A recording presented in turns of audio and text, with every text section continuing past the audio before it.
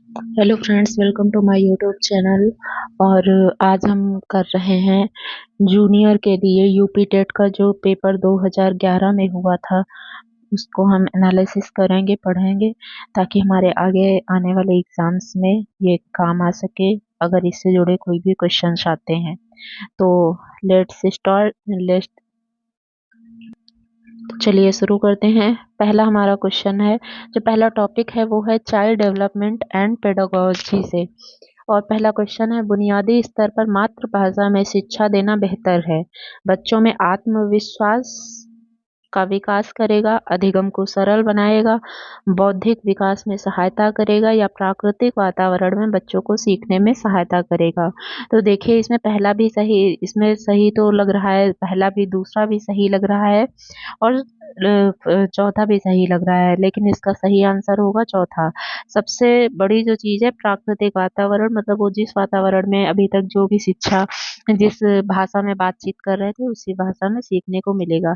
और देखिए, एक्सप्लेनेशन भी है कि बुनियादी स्तर पर बच्चों को मातृभाषा में शिक्षा देना बेहतर है, क्योंकि वे इससे अपने आसपास के वातावरण के बारे में जल्दी सीख जाते हैं।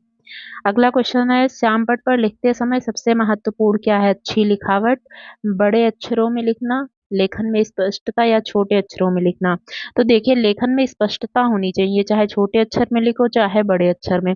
और लिखावट अच्छी, मतलब कंप्यूटर की लैंग्वेज तरह नहीं भी अच्छा लिख सकते हो तो कोई बात नहीं, बट पढ़ने में आना चाहिए। श्यामपट्ट लेखन का सबसे महत्वपूर्ण घटक लेखन में स्पष्टता होती है, जिससे छात्र श्याम पट पर लिखी गई विषय वस्तु को आसानी एवं सुगमता पूर्वक पढ़ सकें और उसको नोट डाउन कर सकें। अगला क्वेश्चन है, आपकी कक्षा में एक छात्र देर से आता है, आप क्या करेंगे? उसके अभिभावकों को सूचित करेंगे, उसे दंड देंगे, कारण जानने की चेष्टा करेंगे, उस पर कोई ध्यान नहीं देंगे? कोई ध्यान नहीं देंगे ये तो बिल्कुल गलत चीज है, दंड देना भी गलत है, क्योंकि पहले तो हमें जानना होगा कि बच्चा क्यों देर से आया। तो इसका सही आंसर होगा ऑप्शन सी, कारण जानने की चेष्टा करेंगे। सर्वप्रथम शिक्षक द्वारा छात्र के कक्ष में देर से आने का कारण जानने का प्रयास करना चाहिए, तत्पश्चात उससे उत्पन्न समस्या के समाधान के लिए आवश्यक कदम उठाने चाहिए कि प्रॉब्लम क्या है, तो उसका सलूशन क्या होना चाहिए। अगला क्वेश्चन है कि विद्यालय में विद्यार्थियों को कैसे अभिप्रेरित करना उचित है?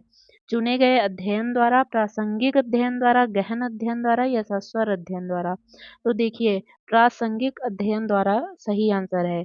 एक्सप्लेनेशन है इसका, विद्यालय में विद्यार्थियों को प्रासंगिक अध्ययन द्वारा अभिप्रेरित किया जा जा सकता है। यहाँ प्रासंगिक अध्ययन का तात्पर्य ऐसे अध्ययन अधिगम से है जो बच्चों के जीवन से संबंधित और उनके भविष्य में उपयोगी हो। जब शिक्षक विद्यार्थियों को उनके वास्तविक जीवन से संबंधित विषय वस्तु का अध्यापन कराते हैं, तो विद्यार्थी अधिगम में रुचि लेते हैं और सीखने के लिए प्रेरित होते हैं। अगला हमारा क्वेश्चन है, शिक्षा का उद्देश्य होना चाहिए। शिक्षा का क्या उद्देश्य होना चाहिए? विद्यार्थियों में व्यावसायिक कुशलता का विकास करना, विद्यार्थियों में सामाजिक जागरूकता का विकास करना, विद्यार्थियों को परीक्षा के लिए तैयार करना, या व्यवहारिक जीवन में विद्यार्थियों को तैयार करना। तो सही, सबसे जो मोस्ट अप्रोप्रिएट आंसर होगा वो डी होगा।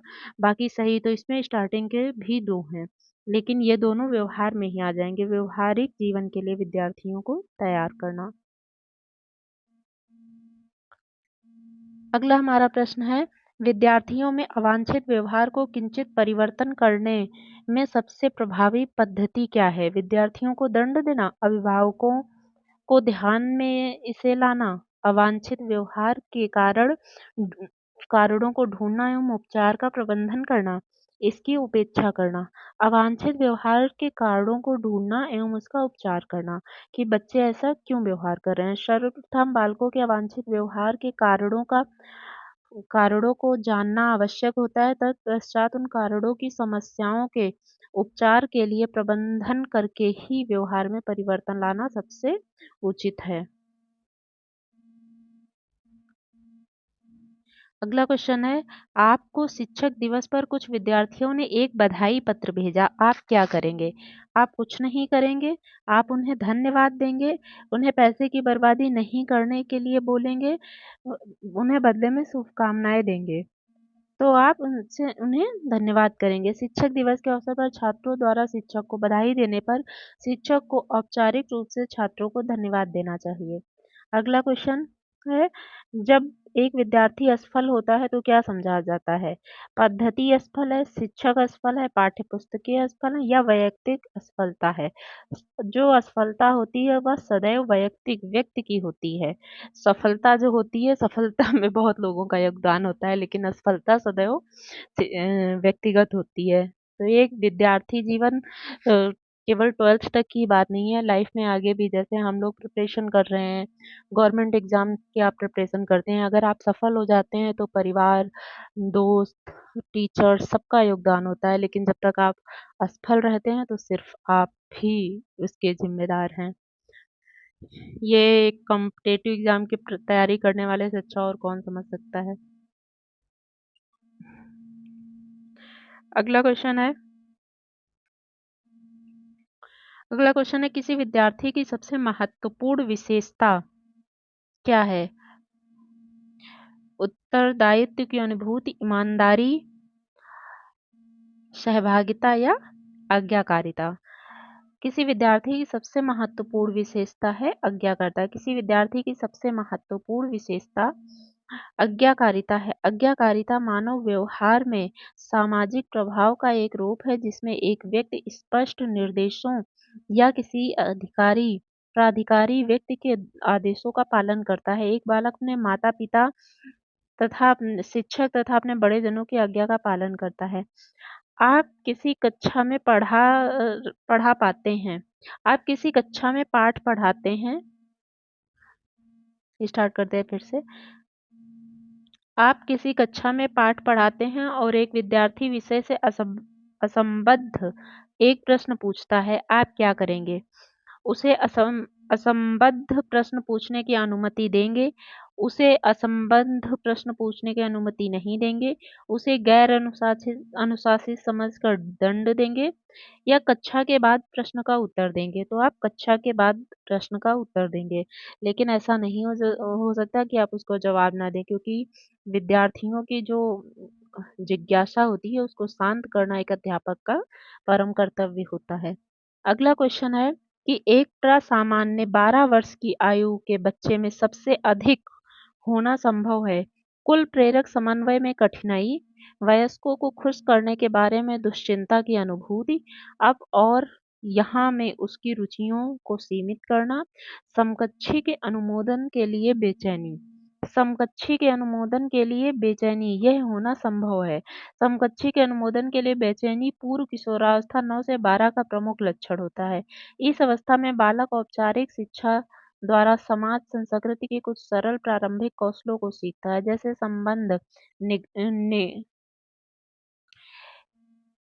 संस्कृति के इस अवस्था का बालक औपचारिक शिक्षा द्वारा समाज और संस्कृति के कुछ सरल और प्रारंभिक कौशलों को सीखता है, जैसे संबंध, निगमनात्मक तर्क करने की योग्यता, आत्म अनुशासन तथा सामाजिक अनुमोदन के नियमों आदि का अधिगम करता है। अगला क्वेश्चन है विद्यालय से विद्यार्थियों को भाग जाने का कारण क्या है? कक्षा शिक्षण में रुचि का अभाव, विद्यार्थियों में अध्ययन में रुचि का अभाव, विद्यार्थियों को दंड नहीं देना, समस्या के प्रति शिक्षकों की निर्दयी अभिवृत्ति, समस्या के प्रति शिक्षकों की निर्दयी अभिवृत्ति। विद्यार्थियों द्वारा विद्यालय से भागने की प्रवृत्ति के मुख्य कारण हैं छात्रों की समस्याओं के प्रति शिक्षकों की असंवेदनशील रवैया, विद्यालय के वातावरण का अप्रजातांत्रिक स्वरूप, छात्रों में सुरक्षा की भावना का अभाव, शिक्षण कार्य का सुचारू रूप से न चलना। अगला क्वेश्चन है विद्यार्थियों में श्रम की स्फूर्ति का विकास करने के लिए विद्यार्थी परिश्रमशील बने, इसके लिए क्या आवश्यक है? शिक्षक अपने ही श्रम में प्रवृत्ति दिखाएगा, शिक्षक श्रम के महत्व पर व्याख्यान करेगा, समय समय पर विद्यार्थियों को श्रम करने के लिए अवसर देने पड़ेंगे या विद्यार्थियों को श्रम करने वाले लोगों का उदाहरण देना पड़ेगा। व्याख्यान और उदाहरण से तो खास कुछ असर नहीं होता है, प्रवृत्ति दिखाने से कुछ असर पड़ेगा, लेकिन जब आप उनको अवसर देंगे तो वो अधिक क्रियाशील बनेंगे। छात्रों को समय-समय पर श्रम का अवसर देकर उनमें श्रम स्फूर्ति का विकास किया जा सकता है। इसलिए आजकल विद्यालयों में एनएसएस, एनसीसी और खेल-कूद जैसे कई कोर्स पाठ्यक्रम में लाए गए हैं। अगला क्वेश्चन है बाल विकास की परिभाषा का अध्ययन क्षेत्र है जो मानवीय सामर्थ्य अवस्थाओं में परिवर्तन का परीक्षण करता है, मानव जीवन के दौरान व्यवहार की व्याख्या ढूंढेगा, बच्चों की वयस्क तथा वरिष्ठ नागरिकों के साथ तुलना करेगा, या किसी बच्चे की संज्ञानात्मक, सामाजिक तथा दूसरे सामर्थ्यों के क्रमिक विकास के लिए उत्तरदायी होगा। बिल्कुल सही ऑप्शन नंबर डी। अगला क्वेश्चन है, प्राथमिक शिक्षा के लिए बाल मनोविज्ञान का ज्ञान आवश्यक है क्योंकि यह बच्चों को अनुशासित बनाने में सहायता करता है, परीक्षा में परिणाम में उन्नति होती है, या यह बच्चों को अभिप्रेरित करने के लिए सुविधाजनक तरीका बन जाता है, या बच्चों के व्यवहार को समझने में शिक्षक की सहायता करता है। जब बालक मनोविज्ञान को पढ़ लेता है कोई टीचर, तो उसे बच्चों के मन की जो मतलब भावनाएं होती हैं उनका पता चल जाता है कि किस उम्र में बच्चे किस सोच से गुजर रहे होते हैं, तो वो उनके साथ अच्छा व्यवहार कर पाता है। अगला क्वेश्चन है, मानवीय मूल्यों में जो प्रकृति में सार्वत्रिक है के विकास का अर्थ क्या है? अंगीकरण। राधा कुमुद मुखर्जी ने लिखा है, मूल्य समाज द्वारा मान्यता प्राप्त इच्छाएं एवं लक्ष्य हैं जिनका अंतरीकरण सीखने या समाजीकरण की प्रक्रिया के माध्यम से होता है और जो बाद में व्यक्तिनिष्ठ मान की अभिलाषाएं बन जाती हैं। अर्थात मानवीय मूल्यों का पीढ़ी दर पीढ़ी अंगीकरण होता है और इसी प्रकार उनका विकास भी पीढ़ी दर पीढ़ी होता है। अगला हमारा क्वेश्चन है, अपने विद्यार्थियों को समझने के लिए एक शिक्षक में अच्छी जानकारी होनी चाहिए। किस चीज की? बाल मनोविज्ञान की, बच्चों को समझने की प्रवृत्ति की, या विषय के प्रति विद्यार्थियों के मत की, या मनोविज्ञान की। तो ये तीनों होना चाहिए। और इसमें कौन कौन से गुण होना चाहिए? बाल मनोविज्ञान की समझ होनी चाहिए, बच्चों में बुद्धि स्तर की समझ होनी चाहिए, बच्चों की अभिवृद्धि की समझ होनी चाहिए, बच्चों की समस्याओं के बारे में समझ होनी चाहिए। अगला हमारा प्रश्न है, निम्नलिखित में से किस स्तर में बच्चे अपने समकक्षी वर्ग के सक्रिय सदस्य बन जाते हैं? ये बालावस्था में। बाल्यावस्था में बच्चे अपने समकक्षी वर्ग के सक्रिय सदस्य बन जाते हैं। इस समय बालक अपना अधिक से अधिक समय दूसरे बालकों के साथ व्यतीत करने का प्रयास करते हैं। रॉस ने इसे और अधिक स्पष्ट करते हुए कहा है, बालक प्रायः अनिवार्य रूप से किसी न किसी समूह का सदस्य बन जाते हैं। ये स्कूल वगैरह में बहुत होता है, सबको अपनी स्कूल लाइफ ही इससे याद आएगी कि गुटबाजी होती है। मनोचित्रण का संदर्भ है अर्थग्राह्यता को बढ़ाने की एक तकनीक, जोखिम भरे कार्य के लिए कर्म योजना, या मन का चित्र खींचना, या फिर मन के प्रकार का अन्वेषण। तो मनोचित्रण है मन के प्रकार का अन्वेषण। मन के प्रकार का अन्वेषण करना ही मनोचित्रण कहलाता है। अगला प्रश्न है, प्रतिभाशाली होने का संकेत निम्न में से क्या नहीं है?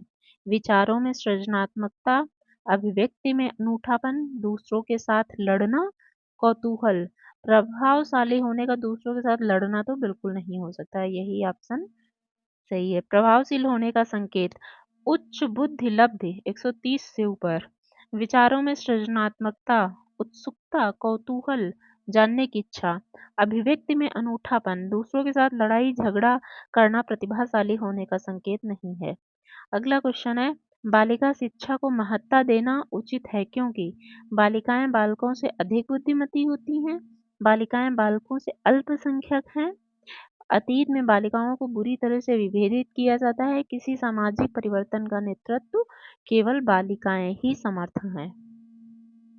अगला प्रश्न, समन्वित शिक्षा की सफलता निर्भर करती है समुदाय के समर्थन पर, पाठ्य पुस्तकों की उत्कृष्टता पर, शिक्षण अधिगम विषय वस्तु पर, या शिक्षकों में अभिवृत्ति गम परिवर्तन पर। तो देखिए, समन्वित शिक्षा की सफलता जो है वो समुदाय के समर्थन पर निर्भर करती है। अगला हमारा प्रश्न है, से संबंधित किसी विद्यार्थी की समस्याओं का सबसे अच्छा उपचार है निदानात्मक शिक्षण। अगला हमारा प्रश्न है, एक शिक्षक विद्यार्थियों को अनुप्रेरित कर सकता है क्या करके? पुरस्कार देकर, उदाहरण देकर, सही मार्गदर्शन कराकर, या कक्षा में भाषण देकर। सही मार्गदर्शन कराकर। अगला प्रश्न है, किसी यदि कोई विद्यार्थी आपका सम्मान नहीं करता है तो आप उसे उपेक्षा करेंगे, परीक्षा में कम अंक देंगे, उसके अभिभावकों से बात करेंगे, उसे डांटेंगे नहीं, अभिभावक से बात करेंगे, उनसे जानना चाहेंगे कि आखिर बच्चा ऐसा क्यों कर रहा है, उसे क्या समस्या का सामना करना पड़ रहा है। अगला प्रश्न है, शिक्षण का सत्तावादी स्तर है शिक्षक केंद्रित, प्रधानाध्यापक केंद्रित, छात्र केंद्रित, अनुभव केंद्रित। शिक्षण का सत्तावादी स्तर शिक्षक केंद्रित है। अगला प्रश्न है, चरित्र का विकास होता है इच्छा शक्ति द्वारा, बर्ताव एवं व्यवहार द्वारा, नैतिकता द्वारा या सभी द्वारा। इच्छा शक्ति, नैतिकता, बर्ताव, व्यवहार ये सभी होने चाहिए, ये सभी मिलकर किसी व्यक्ति के चरित्र का निर्माण करते हैं। अगला प्रश्न है, इनमें से कौन सा शिक्षण अधिगम का स्तर नहीं है? विभेदीकरण स्तर, चिंतनशील स्तर, स्मृति स्तर, समझ स्तर। विभेदीकरण स्तर अधिगम का स्तर नहीं है। अगला हमारा प्रश्न है, एक विद्यार्थी कक्षा में भाग लेने से संकोच करता है तो आप उससे प्रश्न नहीं पूछेंगे? बिल्कुल नहीं पूछेंगे, मतलब पूछेंगे क्यों नहीं पूछेंगे। अगला क्वेश्चन है,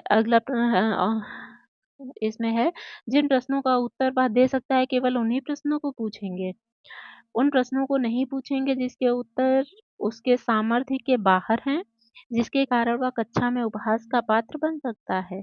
उससे केवल तब पूछेंगे जब उसके उत्तर देने के लिए उत्साहित हो। अगर कोई संकोची व्यक्ति है तो पहले उसके संकोच को दूर करेंगे ताकि वो स्वयं प्रश्न पूछ सके। अगला हमारा प्रश्न है, शिक्षक का बर्ताव होना चाहिए प्रशासनात्मक, शिक्षाप्रद, आदर्शवादी या फिर निर्देशात्मक। शिक्षक को आदर्शवादी होना चाहिए ताकि बच्चे उससे सीख सकें। अगला हमारा पोर्शन हिंदी का है। वर्तनी के अनुसार शुद्ध शब्द का चयन कीजिए। पूजनीय गलत, पूजनीय गलत, पूजनीय बिल्कुल सही है, पूजनीय भी नहीं होता है, आधा जा नहीं बनता है इसमें। अगला प्रश्न है, जिसका जन्म पहले हुआ हो के लिए एक शब्द क्या होगा? जिसका पहले हुआ है वो अग्रज, जिसका बाद में हुआ है वो अनुज। द्विज के बहुत सारे अर्थ हैं, ब्राह्मण भी होता है, दांत भी होता है, पक्षी। द्विज दांत को इसलिए कहते हैं क्योंकि दांत लाइफ में दो बार निकलते हैं, एक बार दूध के दांत और फिर मेन वाले। सर्वज्ञ उसे कहते हैं जिसको सब जानने वाला। अगला प्रश्न है, वर्तनी के अनुसार शुद्ध रूप का चयन कीजिए। पुरस्कार नहीं, पुरस्कार ये भी गलत है, ये रा में ऊ की मात्रा नहीं लगती है। पुरस्कार, पुरस्कार, हाँ ये सही है, पुरस्कार, ये वाला सा भी नहीं बनता है। अगला प्रश्न है, सजावट शब्द का प्रत्यय। सजावट का शब्द का प्रत्यय है आवट। अगला है, लड़का पेड़ से गिरा, पेड़ से गिरा मतलब अलग हो रहा है तो ये हो जाएगा अपादान। संप्रदान होता है का की के रारी रे, कर्ता ने, कर्म को, कर्म की विभक्ति होती है को, करण से होती है क्या? ये देख लिए, कर्ता ने कर्म को करण से, संप्रदान के लिए अपादान से अलग होने पर, जब कुछ अलग होता है। संबंध का की के रारी रे अधिकरण में पर संबोधन के अरे अजी। चौराहा कौन सा समास है? चौराहा द्विगु समास है। इसकी जो सूत्र होता है वो सूत्र होता है संख्यावाची द्विगु। द्वंद का होता है चार थे द्वंद्वा, जहां पर चा का अर्थ आता है वहां द्वंद समास। तत्पुरुष वहां होते हैं जहां पर विभक्ति कारक का लोप हो जाता है, वहां तत्पुरुष होता है। बहुव्रीहि समास वहां पर होता है जहां पर प्रथम और अंतिम दोनों पद प्रधान ना होकर दोनों शब्द मिलकर किसी तीसरे का अर्थ निकालते हैं, जैसे कि चक्रपाणी। अगला प्रश्न है, पुत्री का पर्यायवाची शब्द नहीं है। तनय नहीं होगा, तनय पुत्र का होता है, आत्मजा पुत्री का है, सुता पुत्री का है, दुहिता पुत्री का है। अगला प्रश्न है, निम्नलिखित में से कौन सा शब्द कमल का पर्यायवाची शब्द नहीं है? सरोज, अरविंद, पंकज, सलिल नहीं है, सलिल जल का पर्यायवाची है। अगला प्रश्न है, जिसकी मति झट सोचने वाली हो, बहुत जल्दी सोच लेता हो, इसको कहते हैं प्रत्युत्पन्न मति। कुशाग्र बुद्धि कहते हैं जो बहुत तेज बुद्धि वाला हो। दूरदर्शी उसको कहते हैं जो बहुत मतलब सोच विचार कर निर्णय लेता है, बहुत भविष्य तक सोचता है। द्रुतगामी जो बहुत तेज गति से चलता हो उसको द्रुतगामी। अगला प्रश्न है, निर्गुण का संधि विच्छेद क्या होगा? निह प्लस गुण, इसमें विसर्ग संधि है। अगला प्रश्न है, निम्नलिखित शब्दों के दिए गए विकल्पों में तत्सम शब्द का चयन कीजिए। कलश, कल्स, कलश, कल्स। ये तो पहले ही गलत है, और इसमें जो है ये गोल सा बनता है, ये सही है। अगला प्रश्न है, निम्नलिखित वाक्यों में से शुद्ध रूप चुनिए। हमारी सौभाग्यवती कन्या का विवाह होने जा रहा है। सौभाग्यवती का मतलब पहले ही होता है कि शादी हो चुकी है। हमारी आयुष्मती कन्या का विवाह होने जा, हमारी सौभाग्यवती गलत, हमारी आयुष्मती कन्या की विवाह की यहाँ पे गलत है। इसमें सौभाग्यवती गलत है क्योंकि जिसका विवाह होने जा रहा है वो आयुष्मती भी है, तो बी सही है ऑप्शन। अगला प्रश्न है, निम्नलिखित शब्द का संधि विच्छेद क्या होगा? भानुदय। भानुदय का भानु प्लस उदय, ये गलत है। छोटा ऊ प्लस छोटा ऊ मिलके बड़ा ऊ बनाते हैं ये। अगला क्वेश्चन है, शुद्ध रूप देखना। हमारे यहाँ तरुण नव युवकों की शिक्षा का अच्छा प्रबंध है। तरुण और नवयुवक एक साथ नहीं आ सकते। तरुण का मतलब ही होता है नवयुवक। हमारे यहाँ तरुण गलत, हमारे यहाँ नवयुवकों की शिक्षा, शिक्षा गलत है। अगला सही है, हमारे यहाँ नवयुवकों की शिक्षा का अच्छा प्रबंधन है। अगला प्रश्न है, जो शब्द धन का पर्यायवाची नहीं है उसे चुनिए। द्रव्य मीन्स धन होता है, संपदा मीन्स भी धन होता है, दौलत मीन्स भी धन होता है, द्रव्य नहीं होता। द्रव का मतलब होता है लिक्विड, यानी तरल। लोगों ने शोरगुल करके डाकुओं को भगाया। उपर्युक्त वाक्य में कौन सा कारक है? कर्ता ने कर्म को, तो देखो लोगों, कर्ता ने कर्म को, लोगों ने शोरगुल करके डाकुओं को भगाया, डाकुओं को भगाया, कर्म को, तो यह है कर्म विभक्ति। अगला है, घुड़सवार शब्द में से क्या, घुड़सवार शब्द निम्न में से क्या है? रूढ़ शब्द है, यौगिक शब्द है, योग रूढ़ शब्द है, या निरर्थक शब्द है? तो देखिए घुड़सवार, ये जो है ये यौगिक शब्द है। यौगिक शब्द दो शब्दों से मिलकर बनता है। इसमें घुड़ और सवार दो अलग अलग शब्दों के मेल से बना है, इसलिए यौगिक शब्द। अगला क्वेश्चन है, अजायब घर है। अजायब घर देसी शब्द है, विदेशी शब्द है, तत्सम है, या संकर? ये एक एक जो है संकर शब्द है, क्योंकि अजायब किसी दूसरी भाषा का शब्द है, जबकि घर किसी दूसरी भाषा का। तो देखते हैं, अजायब घर संकर शब्द है। दो भिन्न भाषाओं के योग से बने शब्द संकर शब्द कहलाते हैं। इसमें अजायब अरबी भाषा का शब्द है, घर हिंदी भाषा का शब्द है। जैसे टिकट घर, बम वर्षा, अदालत घर। आचार का विलोम क्या होगा? आचार का विलोम क्या होगा? अनाचार। अत्याचार नहीं होगा, अनाचार भी नहीं होगा, अनाचार नहीं होगा, अनाचार होगा, इसलिए आचार का विलोम अनाचार। दुस्साहस शब्द का उपसर्ग चुनिए। दुस्साहस शब्द में उपसर्ग लगा हुआ है, आगे है साहस, ये मिलकर दुस्साहस बनाते हैं। जगन्नाथ किस संधि का उदाहरण है? जगन्नाथ, जगत प्लस नाथ। इसमें देखिए यहाँ पे एक्सप्लेनेशन दिया है, जगत प्लस नाथ। ता में हलंत लगी हुई है, यानी ये व्यंजन है। ता में हलंत लगी है मतलब व्यंजन है, क्योंकि जैसे पूरा ऐसे ता है, इसको जब हम लिखेंगे तो ये ऐसे लिखेंगे, आधा ता प्लस आ।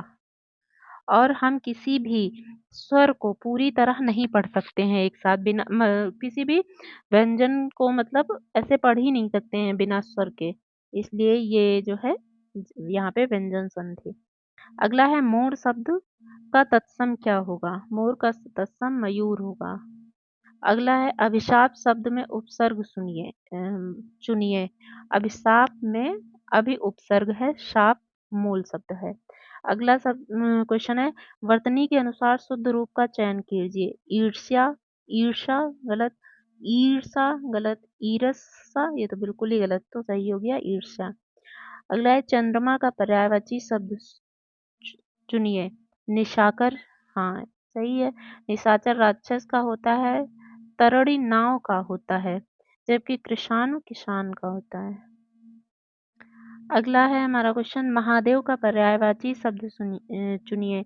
नारायण भगवान विष्णु का है, और गरुड़, गरुड़ ध्वज भी भगवान विष्णु का है, विशुंभर भी भगवान विष्णु का है, जबकि चंद्रशेखर चंद्रमा को अपने शिखर पर धारण करने वाले महादेव। यथाशीघ्र में कौन सा समास है? अव्ययी भाव। अव्ययी भाव समास वहाँ होता है जहाँ पे जो प्रथम पद होता है ये अव्यय होता है, और अव्यय वे शब्द होते हैं जिनमें विकार उत्पन्न नहीं हो सकता। जैसे यथा शब्द को आप क्या ही बदल सकते हो ना, तो इसको लिंग के आधार पर बदल सकते हो ना, एक वचन दो वचन बहुवचन यानी वचन के आधार पर बदल सकते हो, तो ये अव्ययी भाव। अगला प्रश्न है, महात्मा गांधी में अमूल्य गुण थे। इस वाक्य में अमूल्य शब्द क्या है? विशेषण की तरह प्रयुक्त हुआ है। अगला प्रश्न है, निम्नलिखित वाक्यों में क्रिया विशेषण युक्त वाक्य कौन सा है? मैं कल नहीं जाऊंगा, यह फूल सुंदर है, हवा धीरे धीरे बह रही है, या आज हम स्कूल जाएंगे। तो इसमें क्रिया विशेषण हवा धीरे धीरे बह रही है। अगला प्रश्न, निम्नलिखित में से योगरूढ़ शब्द चुनिए। पील, नैन, दूध वाला या चक्रपाणी? चक्रपाणी सही आंसर। निम्न उपर्युक्त शब्दों में चक्रपाणी योग रूढ़ शब्द है। योग रूढ़ वे शब्द होते हैं जो दो शब्दों से मिलकर बनते हैं परंतु अर्थ देने में रूढ़ हो जाते हैं, योग रूढ़ कहते हैं। यहाँ चक्रपाणी, चक्र और पाड़ी मिलकर बना है, अर्थात हाथ में चक्र को हाथ में धारण करने वाले अर्थात विष्णु, और यहाँ पे बहुव्रीहि समास है। केले और अनानास कहाँ उगाए जाते हैं? उष्णकटिबंधीय क्षेत्रों में, पहाड़ी क्षेत्रों में, भूमध्य सागरीय या मरुद्यानों में? तो केले और अनानास जो है वो मुख्यतः उष्णकटिबंधीय क्षेत्रों में उगाए जाते हैं, इसलिए इनके लिए पर्याप्त वर्षा की आवश्यकता होती है। भारत में इसकी पैदावार मुख्यतः दक्षिण एवं पूर्वी भारत में होती है। अगला प्रश्न है, निम्न में से किस समूह की भाषा को भारत में सबसे अधिक लोग बोलते हैं? भारतीय आर्य भाषा। अगला प्रश्न है, निम्नलिखित में से कौन सा जुड़वा नगर है? दिल्ली, फरीदाबाद, मुंबई, पुणे, बेंगलोर, मैसूर, हैदराबाद और सिकंदराबाद। इनको जुड़वा बहने भी कहते हैं इन शहरों को। अगला प्रश्न है, सबसे अधिक मात्रा में केसर कहाँ मिलता है? जम्मू कश्मीर में। अगला प्रश्न है, भारतीय संविधान द्वारा कितनी भाषाएं स्वीकृत हैं? 22 भाषाएं। और याद रखना, इन 22 भाषाओं में इंग्लिश नहीं है, यह सबसे बड़ा पॉइंट है, इंग्लिश अलग है। असम के काजीरंगा नेशनल पार्क का आकर्षण कौन सा प्राणी है? गैंडा। अगला है, वह स्थान जो किसी समय फ्रांसीसी उपनिवेश था अब अरविंद आश्रम की मंजिल है, कौन सा है? पौंडीचेरी। स्वतंत्रता संग्राम के सेना नायक अरविंद घोष का आश्रम पौंडीचेरी में स्थित है। आश्रम को ओरीविले आश्रम 1916 के नाम से जाना जाता है। पौंडीचेरी के पूर्व में फ्रांसीसी उपनिवेश था जिसकी स्थापना 1928 में हुई थी। अगला प्रश्न है, बॉम्बे हाई संबंधित है अपतट तेल क्षेत्र से, ये मुंबई में है।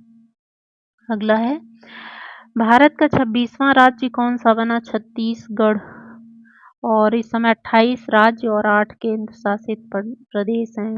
28 राज्य भी हैं और 28 यूटी, सॉरी 8 यूटी भी, 8 यूटी हैं।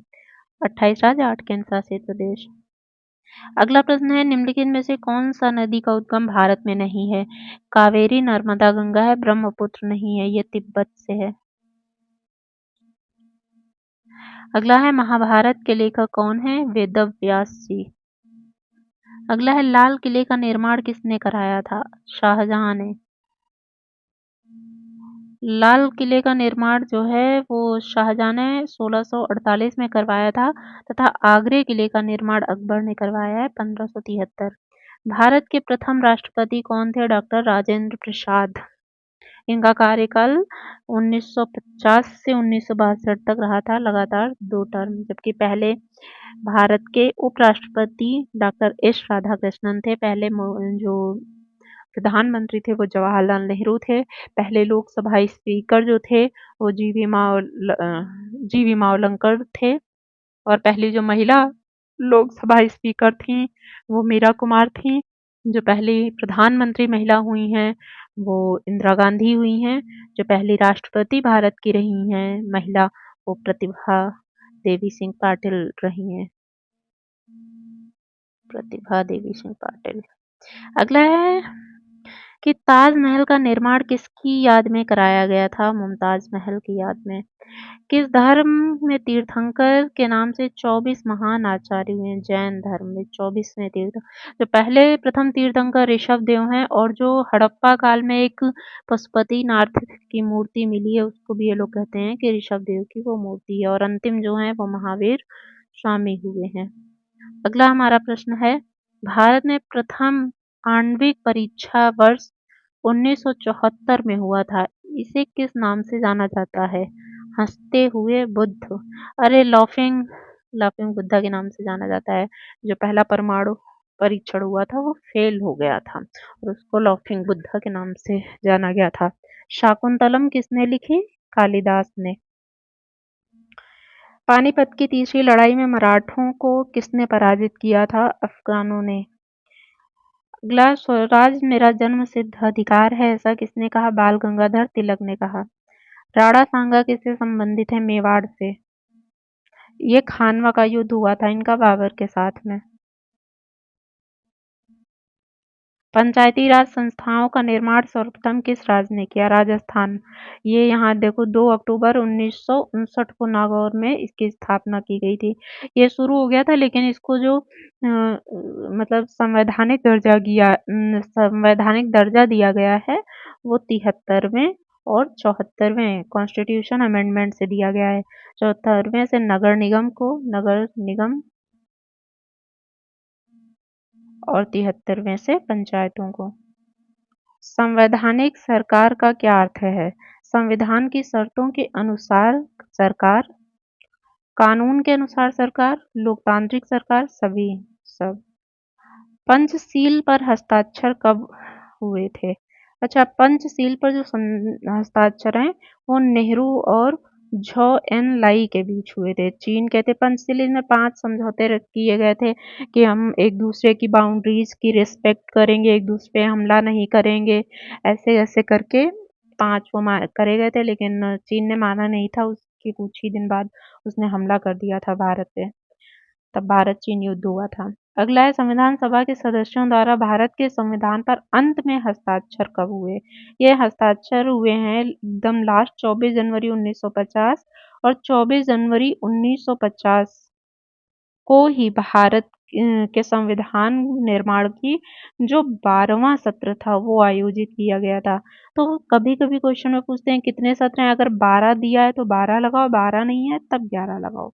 वैसे 26 नवंबर 1949 को संविधान अंगीकृत, आत्मनिर्भित ये सब कर लिया गया था, पूरा कर लिया गया था, लेकिन फाइनल सिग्नेचर 24 जनवरी को हुए। अगला प्रश्न है, संविधान सभा के प्रधान कौन थे? तो देखियो, संविधान सभा के प्रधान इसमें वैसे तो इसमें अलग-अलग थे। अब B.R. अम्बेडकर जो थे वो प्रारूप समिति के प्रधान थे, जवाहरलाल नेहरू संघ समिति के प्रधान थे। जो पटेल थे, वल्लभ भाई पटेल, वो प्रांतीय समितियों के प्रधान थे। B.N. राव ने तो संविधान सभा का निर्माण मतलब प्रारूप ही तैयार किया था, तो ऐसे नहीं कहा जा सकता ना इसमें प्रधान कौन थे। राजा हर्षवर्धन की राजधानी कौन सी थी? कन्नौज। बहुत ज़्यादा फेमस थी उस समय, कन्नौज के लिए बहुत युद्ध हुआ है। जो हम लोग देखते हैं त्रिपक्षीय संघर्ष, देखो मेंशन भी त्रिपक्षीय संघर्ष पाल, गुर्जर, प्रतिहार एवं राष्ट्रकूटा के बीच हुआ है, वो इसी कन्नौज को पाने के लिए हुआ है।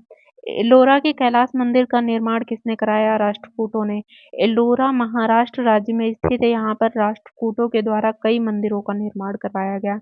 एलोरा का सबसे प्रसिद्ध मंदिर कैलाश मंदिर है, इसका निर्माण राष्ट्रकूट शासक कृष्ण प्रथम के द्वारा करवाया गया। ग्राम पंचायत के कितने पक्ष हैं? ग्राम पंचायत में 3 पक्ष हैं, जिला पंचायत, खंड पंचायत और ग्राम पंचायत। ग्राम पंचायत अनुच्छेद 40 में दिया गया है। नगर पालिका कमेटी का प्रधान कौन होता है? अध्यक्ष। नगर पालिका कमेटी का प्रधान अध्यक्ष कहलाता है।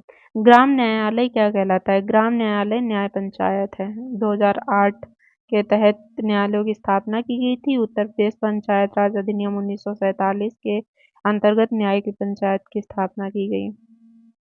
सूर्य के चारों ओर किसी उपग्रह का मार्ग क्या कहलाता है? इसकी कक्षा कहलाता है। जैसे हम लोग कहते हैं पृथ्वी की कक्षा, सूर्य में लगा रही है जो चक्कर, ये सूर्य, ये पृथ्वी, तो ये ऐसे ही से जा रही, चक्कर लगा रही है, कच्चा कहलाएगी। पृथ्वी के सबसे निकटतम खगोलीय पिंड कौन सा है? चंद्रमा। चंद्रमा की दूरी कितनी है? 3,84,400 किलोमीटर। अगला क्वेश्चन है, भूमध्य रेखा नहीं गुजरती है। उत्तरी अमेरिका से नहीं गुजरती, दक्षिणी अमेरिका से गुजरती है, फिर चिली वगैरह से गुजरती है ना, फिर अफ्रीका से गुजरती है, और अफ्रीका से तीनों रेखाएं गुजरती हैं, भूमध्य रेखा, कर्क रेखा और मकर रेखा। अफ्रीका एकमात्र ऐसा कॉन्टिनेंट है जहां से कर्क, मकर और भूमध्य तीनों रेखाएं गुजरती हैं। अगला प्रश्न है, महासागर से छोटा वृहत लवणीय जलाशय क्या कहलाता है? जो महासागर से छोटा होता है और लेकिन महासागर से छोटा लेकिन बड़ा जलाशय होता है, ये सागर कहलाता है। जो है जहाँ पे लवड़ी यानी सॉल्टी ज्यादा होता है, वहाँ वो उसको सागर कहते हैं। जैसे अरब सागर, चीन सागर, काला सागर, लाल सागर, ये सब हैं झील जैसी, लेकिन इनमें सॉल्ट बहुत ज्यादा है, इसलिए इनको सागर कहते हैं। किसी नदी और उसके सहायकों द्वारा अपवाह क्षेत्र क्या कहलाता है?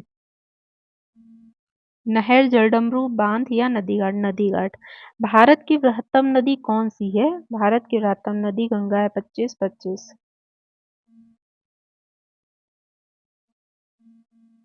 अगला हमारा प्रश्न है, ग्रीनविच माध्य समय तथा भारतीय प्रमाण समय के बीच समयांतराल कितना है? 5.5 घंटे। समयांतराल जो है 5.5 घंटे है। ग्रीनविच मध्य समय तथा भारतीय प्रमाण समय के बीच समयांतराल 5.5 घंटे है। अगला है, निम्नलिखित में से कौन सी भू आकृति भारत में नहीं पाई जाती है? समुद्र तल भारत में है, हिमशैल, हिमनदी भी है, मरुस्थल। हिमशैल भू आकृति भारत में नहीं पाई जाती। हिमशैल मुख्यतः ध्रुवों के समीप स्थित देशों में पाई जाती है। अगला प्रश्न है, भारतीय मुख्य भूभाग में कितने महासागर हैं? भारतीय मुख्य भूभाग में एक महासागर है जो कि हिंद महासागर है, वो 2 भागों में बटा हुआ है। ये हमारा भारत, ये भी हिंद है, ये भी हिंद महासागर है, ये भी हिंद महासागर है। वैसे इधर बे ऑफ बंगाल कहा जाता है, इधर अरब सागर कहा जाता है। आगे, शांत घाटी किस देश में स्थित है? केरल में, साइलेंट वैली के नाम से जानते हैं। ये जो है पलक्कड़ जिले में नीलगिरी पर स्थित है। नीलगिरी की घाटियां भी यहीं पाई जाती हैं। गौतम बुद्ध ने पहला प्रवचन कहाँ दिया था? सारनाथ। सारनाथ जो है वाराणसी, वाराणसी से थोड़ा सा आगे, मतलब है 15-20 किलोमीटर है। अभी जो नया BHU बना है उसमें भी बहुत अच्छा बनाया है इसको। अंतिम मौर्य शासक कौन था? अंतिम मौर्य शासक कौन था? बृहदर्थ। अंतिम मौर्य शासक बृहदर्थ था। अगला है, प्राचीन रोम कब गणतंत्र हुआ? 6ठी ईसा पूर्व शताब्दी, पहली सदी ईसवी, तीसरी सदी ईसा पूर्व या दूसरी सदी ईसवी? तो ये 6ठी सदी ईसा पूर्व हुआ। सिंधु घाटी सभ्यता की लिपि क्या थी? आज तक पढ़ी ही नहीं गई, तो अवाचनीय। हड़प्पा के लोग प्रायः करना नहीं जानते थे। सोने का प्रयोग, चांदी का, कांसे का, लोहे का प्रयोग का कहीं प्रमाण नहीं मिला है। बाकी चांदी, सोना, कांसा सब करते थे। शक काल की शुरुआत कनिष्क ने की थी, 78 ईस्वी।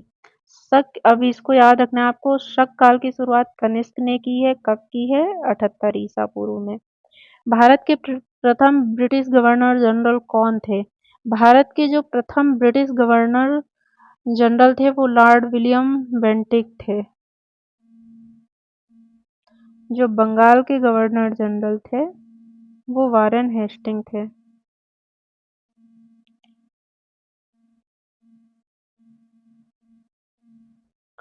भारत का प्रथम British governor general Lord William Bentinck था, जबकि वारेन हेस्टिंग 1774 को बंगाल का गवर्नर जनरल नियुक्त हुआ।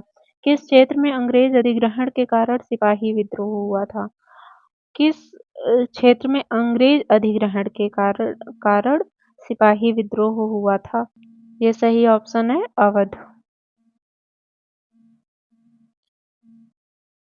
स्वतंत्र होने पर भारत एक रियासत बन गया था। रियासत का दर्जा किस वर्ष खत्म हुआ? 1905 में, सॉरी 1950 में।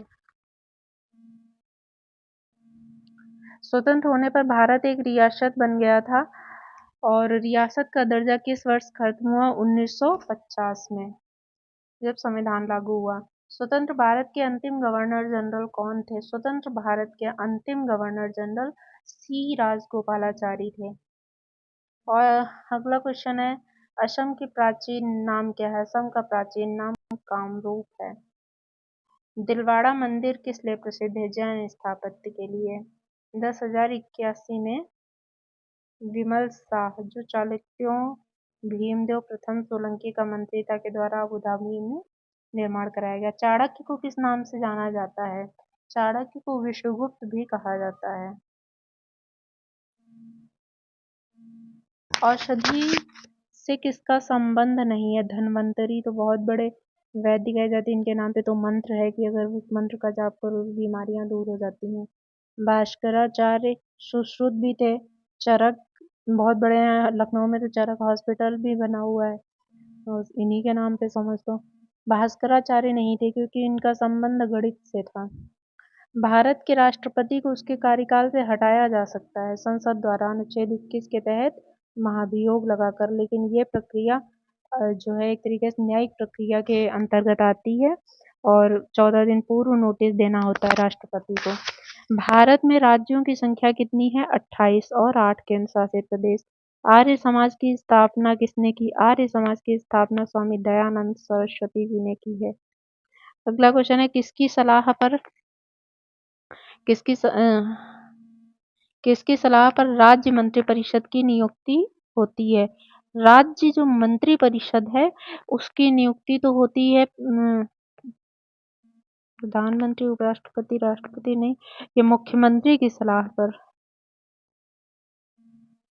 सीएम ने। मौर्य समाज का संस्थापक कौन था? मौर्य समाज का संस्थापक चंद्रगुप्त मौर्य था। अगला प्रश्न है, फाहियान ने किसके शासनकाल के दौरान भारत का दौरा किया था? चंद्रगुप्त द्वितीय के दौरान। असम का प्राचीन नाम क्या था? कामरूप। दिलवाड़ा जैन मंदिर क्यों प्रसिद्ध है? जैन स्थापत्य के लिए। चाणक्य को किस नाम से जाना जाता है? विष्णुगुप्त। अगला प्रश्न है, औषधि का संबंध किससे नहीं है? धन्वंतरी, चरक, भास्कर इनसे है, सुश्रुत से। भास्कर से नहीं है, इनका संबंध गणित से है। भारत के राष्ट्रपति को उसके कार्यकाल से हटाया जा सकता है केवल संसद द्वारा अनुच्छेद 61 के तहत जो है महाभियोग लगा के। भारत में राज्यों की संख्या 28 और यूटी 8 है। आर्य समाज की स्थापना किसने की थी? स्वामी दयानंद सरस्वती। किसकी सलाह पर राज्य मंत्रिपरिषद की नियुक्ति होती है? सीएम की। सीएम तो कोई दिया ही नहीं, कोई गलत आंसर। मौर्य समाज का संस्थापक कौन था? चंद्रगुप्त मौर्य। फाहियान ने किसके शासनकाल के दौरान भारत का दौरा किया? चंद्रगुप्त द्वितीय। तो इस प्रकार आपके जो है, थैंक यू सो मच।